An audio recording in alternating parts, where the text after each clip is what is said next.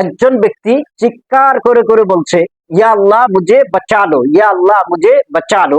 এই ঘটনাটা আসলে কোথাকার আমি আপনাদেরকে বলছি, আর কেন এই ব্যক্তিকে এই নির্মম অত্যাচার করা হচ্ছে। এই ঘটনাটি হলো গুজরাটের আহমেদাবাদের। এই ব্যক্তির উপরে আরোপ লাগানো হয়েছে যে গরুর মাংস বিক্রি করা। এটা শুধুমাত্র আরোপ। তারপরে এই ব্যক্তির কাছে আরোপ লাগার পর এই ব্যক্তির কাছে গুজরাটের পুলিশ প্রশাসনরা যে পৌঁছানোর পর এই ব্যক্তিকে ধরার পরে এই ব্যক্তিকে গাড়ির সাথে বেঁধে নির্মম সেই জায়গাতেই প্রহার করে অথবা তাকে মারপিট করে। আর সেই মারপিট এমন মারপিট, যে মারপিট যদি আপনি পাকা খুঁটার মধ্যে যদি মারতেন, পাকা খুঁটা পর্যন্ত ভেঙে যেত, এমন কঠিন হিসাবে তাকে আঘাত করা হয় অথবা মারে। তো আমার এখন কথা হইলো এটা, যে এই ব্যক্তি যদি গরুর মাংস বিক্রি করছে বা গরু জবাই করছে বা গরুর মাংস বিক্রি করছে, ঠিক আছে, কিন্তু তার জন্য আইন আছে। দোষী সাব্যস্ত হওয়ার আগেই শুধুমাত্র আরোপ লাগাইছে।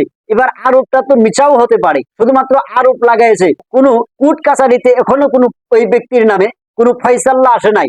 না আসতে এই ব্যক্তিকে শুধুমাত্র আরোপের সন্দেহে এই ব্যক্তিকে নির্মম ভাবে পুলিশে অত্যাচার করতেছে, টর্চার করতেছে, মারপিট করতেছে। তো এখন আমার কথা হইল কি, যে এই রকম যদি ইন্ডিয়ার মধ্যে হয়ে থাকে, তাহলে তো ভারতবর্ষে কোনো মুসলমান বাহিরে হতে পারবে না। কারণ যে কোনো মানুষের উপরে এমন ইলিগেশন নিয়ে আসবে যে এই ব্যক্তিটা অমুক ক্রাইমের সাথে জড়িত, আর সেটার তদন্ত হওয়ার আগেই যদি পুলিশ প্রশাসনে সেই ব্যক্তিকে ধরে নিজের হাতে এইরকম ভাবে বিচার করার চেষ্টা করে অথবা টর্চার করা যদি আরম্ভ করে, তাহলে ভারতবর্ষের মধ্যে কি আইন থাকবে, বা কি আইন কানুন থাকবে, কি কোর্ট কাছারি থাকবে, কোনো কিছুই তো লাগবে না এদের জন্য। এই ধরনের পুলিশিক মানসিকতাও ঘৃণনীয় আর ঘৃণনীয়। আর এই পুলিশ অফিসারের বা এই পুলিশের এই ব্যক্তির কেস থানার যাওয়ার আগেই অথবা এই ব্যক্তির কেস কোর্টে পৌঁছার আগেই এই ব্যক্তিকে নিলম্বন করা দরকার।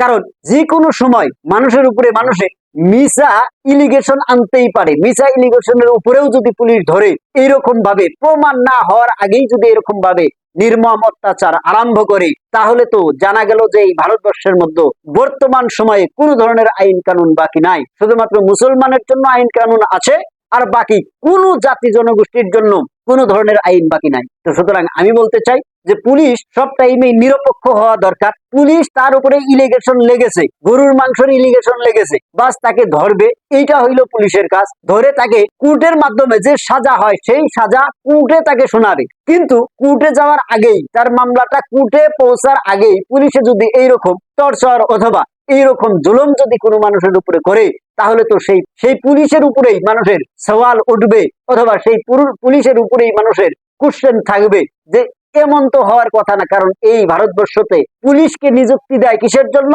মানুষকে সুরক্ষা দেওয়ার জন্য। পুলিশকে নিযুক্তি দেয় এই জন্য যে কোনো মানুষ যদি দোষী বিলা কারোর উপরে যদি ইলিগেশন আনা হয়, সেই ব্যক্তিকে ধরবে, ধরে তাকে কোর্টে পাঠাবে অথবা তার নামে মোকদ্দমা লিখে তার কেসটা কোর্ট পর্যন্ত পৌঁছাবে। এইটা হইলো পুলিশের কাজ।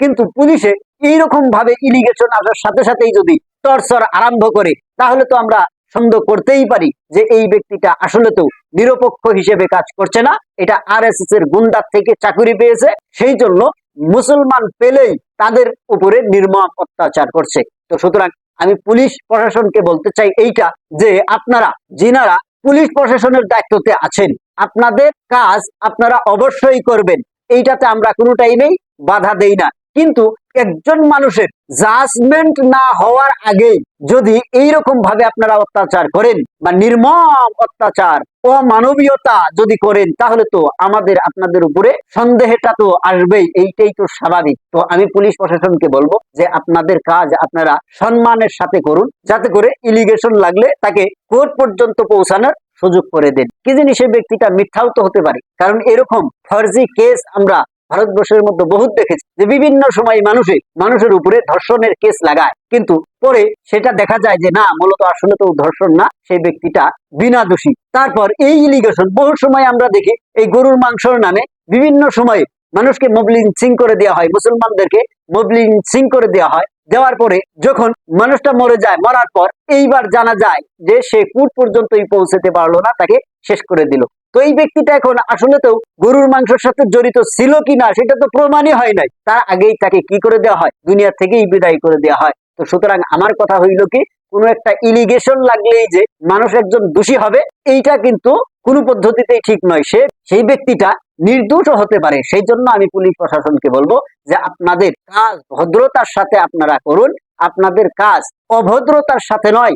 আপনাদের কাজ হইল যে কোনো মানুষের উপরে যদি কোনো ধরনের সন্দেহ কেউ আরোপ করছে তাকে ধরে তার যে আইনি ব্যবস্থা সেই ব্যবস্থা আপনারা করেন। কিন্তু এইভাবে রাস্তাতে গাড়ির মধ্যে বেঁধে বেঁধে মানুষকে বেধড়ক যন্ত্রণার সাথে মারপিট করাটা এইটা কিন্তু আপনাদের জন্য শুভকর নয়। তো সুতরাং আমি আপনাদেরকে বলবো বা তাম মুসলমান উম্মতকে আমি বলতে চাই এইটা, যে আপনারা বিশেষ করে সন্দেহমূলক বস্তু থেকে দূরে থাকুন, আর পারামানিক সমস্ত মানুষের সাথে সমস্ত জাতি জনগোষ্ঠীর সাথে আপনারা মিলে থাকার চেষ্টা করুন আর মিলে থাকুন। সাম্প্রদায়িক কোন শক্তিকে আপনারা আপনাদের কাছে আসতে দিবেন না। আর সাম্প্রদায়িক কেউ যদি করতে চায় তার বিরোধিতা একা একা না করে সমস্ত মানুষ একসাথে মিলে, হিন্দু মুসলমান সব একসাথে মিলে আপনারা তার বিরোধিতা করবেন বলে আশা করছি।